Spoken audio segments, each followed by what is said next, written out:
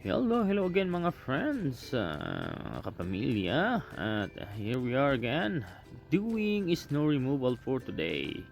Tara, samahan niyo po kami sa pag-i-snow removal gamit niyang parang kubota po sa atin. Pero sa same thing po ang pag-control niyan.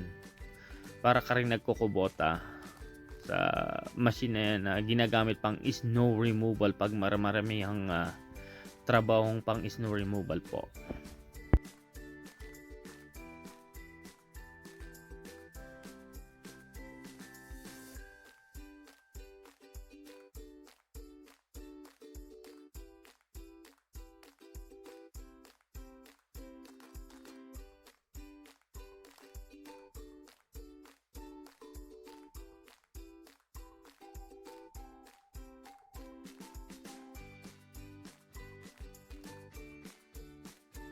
At ayan po, napakalawak po niyang ating snow removal, pero okay lang, carry lang.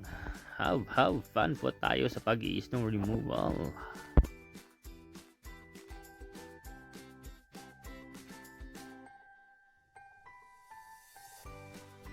At nung bigla naman pong lumabas si Mr. Sun ay ayan po, nagsisimula na pong natutuno tong mga nag black ice o naging solid ice po na galing sa rooftop.